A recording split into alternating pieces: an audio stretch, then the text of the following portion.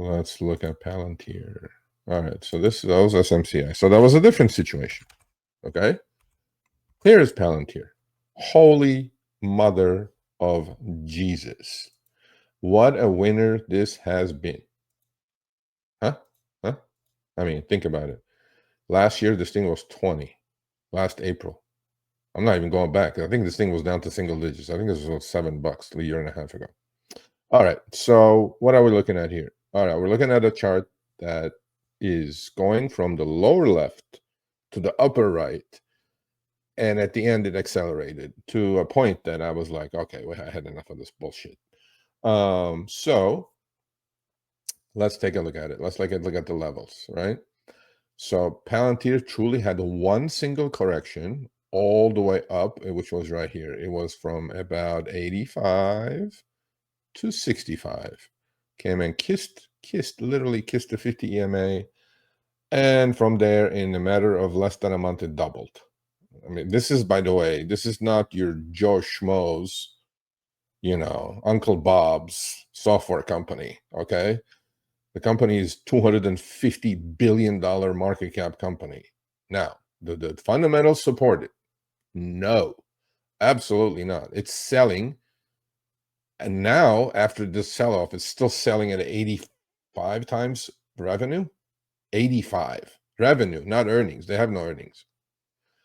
Half the earnings are coming from interest income that they're collecting from T-bills on their books. So that's the fundamental stuff. So I'm looking at this now. All right, I thought it was expensive at 70. I thought it was very expensive at 85. In fact, you guys can go check it out. I shorted the stock and sold the puts. So a lot of people are not going to understand it, but I'm not going to get into that. That's another strategy that I do. But when it got up to 120, right about here, 118 actually. And so this was the earnings, last earnings report. It had closed at 85. It gapped up to 100, then just kept squeezing higher, right? It's not because of short squeeze. There's some shorts in this, but so what I'm trying to explain now, I'm putting my thesis together, okay? And then I will talk to you guys about the structure of the trade, okay? My thesis was, okay, this thing is a wonderful company, and I'm not against the company whatsoever. They create efficiency. Doge is happening, we need more efficient government, and their software allows that to happen, all that good stuff. However, I'm going like now at 125, $280 billion market cap, selling close to 100 times sales. I know things get out of whack in our markets. We know that, but not this way. This was a little too much. So I'm going like, okay, so right about 118, I go, I want to short this. Why? Number one, should I short this technically? No, it's making higher highs, higher lows. However, when everybody's in the boat and when things go parabolic, and I'm going to talk about the OKLO trade, when things go parabolics don't end well. Now, those are pump and dump stocks. Those never end well, right? You get caught with one of those, you're screwed. But this is, we're talking Palantir. We're talking a $300 billion company. So now I have to be really careful with this. I can't be super aggressive with this, but I know there will be a pullback. Now, you may say, Sergio, all the way up, you don't participate, but you try to go pick a top? That's an idiotic thing to do. I agree. But the money on the downside is made a lot faster than it's made on the upside. So that's what I've learned, right? Things walk up the stairs and take the express elevator down. And it sure did take the express elevator down. Now, so stock is 118. I'm going like, okay, without like going crazy, with limited risk, how can I structure a trade? What's my time frame? Where do I think this correction is going to happen? First of all, time frame. When you're doing options, is my time correct? Because, let me put my face up there. So that's the chart. Because hold on a second. Is my time frame going to be correct? Okay. So we got all the catalyst in, all the news is out, earnings are out. Technically, it's extremely overextended. So now I'm putting a thesis together. I'm going like, okay, the fundamentals don't support this price. Fine. But then fundamentals could get out of control forever until you're broke. So I'm very aware of that. That I go like, okay, you know, things can go irrational until I'm broke 6 times over. So you learned that quite a bit. The market will teach you that. But oh boy, when you're right, you're right. So fundamentals don't support the price. Technicals are absolutely parabolic. Parabolics never end well. So I'm going like, okay, I want to risk, but then when do I think this is going to happen? So I'm going, okay, and how much of a pullback am I expecting here? Because I'm definitely not buying it here. Okay, I don't want to hold the bag, but I also want to have some sense of like, what am I risking? What's my return going to be? Okay, stock goes up, it's 118. I start doing. I thought by March expiration, which was a week ago, so that was like 35, 36 days to go. By March expiration, this thing will correct.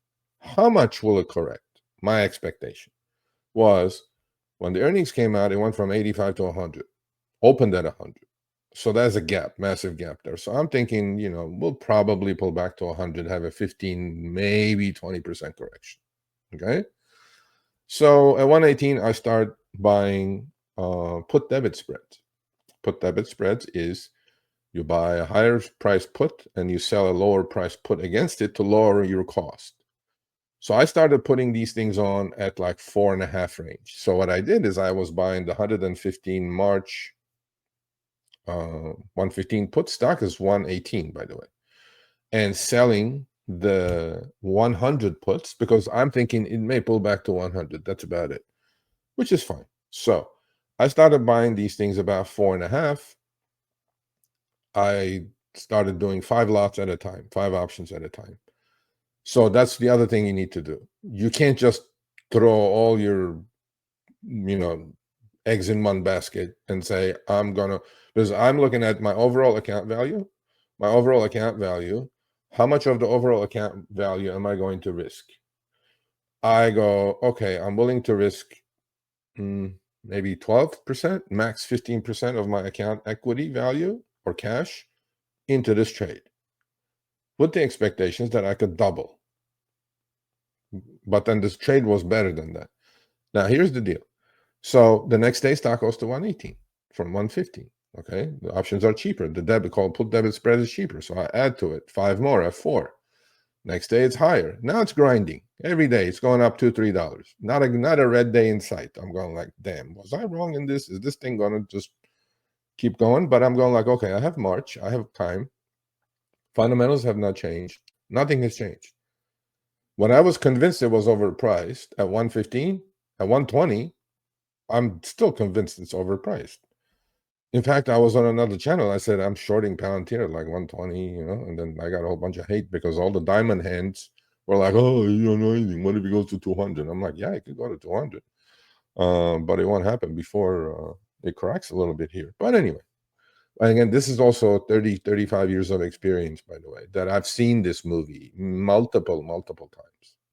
Okay, I mean, things don't grow to the sky. Period. I don't care who you are or what you are. But long story short, the next day stock is 120. I add to the puts at 370. The put debit spread. Same put, same ones. 115, 100. Next day, 121, 122. I'm like, okay. I go, so what do? I go, okay, I'm gonna do 40 lots, 40 options on each side. And I'm just gonna, I'm eating it. I was down maybe like $3,000, $4,000 at the top on the position. But then you have to give your trade some time because I'm convinced there's going to be a pullback within the next 30 days. I'm like, okay, I'm cool. So the double D's in options, duration and direction. I'm convinced in both. I'm convinced it's fundamentally expensive. I'm convinced technically it's ridiculous. It should have a correction. I'm like, okay, fine. So picking a top and picking a bottom is not easy. But then when you see all this come together, once in a while, it's a counter trend move, right? Should you do it? No. But then if you're in our chat group, then I think everybody did it in the chat group. I sold them the idea of, yeah, this thing is going down. But anyway, long story short, last one was the day before yesterday. I did the last one at like $3.10. Mind you, I started at like 450. But then now I build a position of 40 lots, right? 40 of the long 115s, 40 of the short 100s, at an average cost about 380. That was my average, right? So we're down to 310, 70-cent loss on 40 lots is $3 grand. So I'm down $3 grand. Well, sure enough, news comes out. Did I expect this? No. Did I have anything inside info? No, absolutely not. News comes out that the CEO of Carp is selling $1.2 billion worth of stock. Like, that was like, huh? Why? And news comes out that Pentagon is going to cut the defense budget going forward, as part of Doge, right? Okay. What happens? Well, the other thing I notice is that, see, these are all the things I'm watching, right? I'm watching the option flow.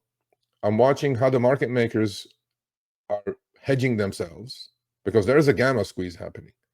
There are options going up to $160, $170 out of the monies, and people are buying these things by the tens of thousands. Okay, so if I'm a market maker and I sell you an option because there is no open interest, what am I supposed to do? I'm not going to gamble with you, because you're a degenerate gambler. You're buying $40 out of the money options on something that has gone up already like 10x this year, right? But it keeps working for you. Great. So what do I have to do? I have to hedge myself. So what do? I go buy other options, deeper into money options, or I buy the underlying equity. And that's what's getting the pump. But I'm kind of seeing the picture kind of change. I'm seeing that I'm going like, okay, once they're fully hedged, right? Market makers are fully hedged. It's not going to make any difference, because you have to understand, for all those people who are buying out of the money calls, they have to close that position by selling that call. The second this call is sold, the market maker is going to take the hedge off. How does it take the hedge off? By selling the stock. That's what's going to happen. So I'm like, I'm watching all this. I'm watching the option flow. Is it going on the put side? Is it going on the call side? Sure enough, right about, it was on Wednesday, right about, I think it was like 10 o'clock in the morning, you get this huge candle down with super high volume, which is completely opposite of what's been happening. I'm like, I even put it on the chat. I go, F Palantir, and I said rug pull. And sure enough, I'm looking at the short weekly puts. Oh my God, are they being bought by the tens of thousands? Well, what's happening now to the market maker? Market maker has to hedge himself there too. How does he hedge himself there? He shorts the stock. Now the longs are getting out. He's liquidating his longs. The market maker is. So this is all happening with the equity. And he's putting out, puts. He's selling puts to people who are buying puts coming out of, style. And now he has to short the stock. So imagine what's happening. Within 40 minutes, Palantir went from 125 to 108. Now, we are long the 115 puts and short the 100 puts. Hello, touching those same puts. By the way, at the same time, I had this thing wrapped up so many different ways. I also had sold weekly, which are expiring today, 3 days ago.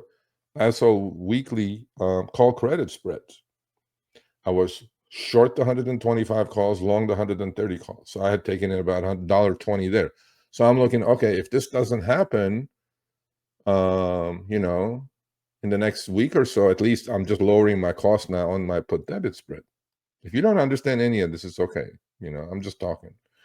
So those are going to expire worthless, right? But now the put debit spreads, 115, 110 debit spreads, the same time in the morning, my last 5 was purchased at $3.10.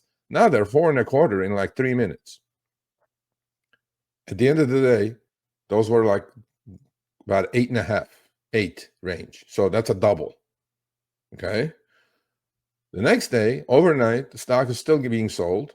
Well, sure enough, on yesterday, stock opened at 106, hit 96 within 15 minutes, 20 minutes. And I think everybody in the chat got out, made a shit ton of money. I sold my put debit spreads between 9 and 11. So double and a half range. But then now I have the call credit spread that's ending worthless. which was fine. So it was a great trade. It worked out beautifully.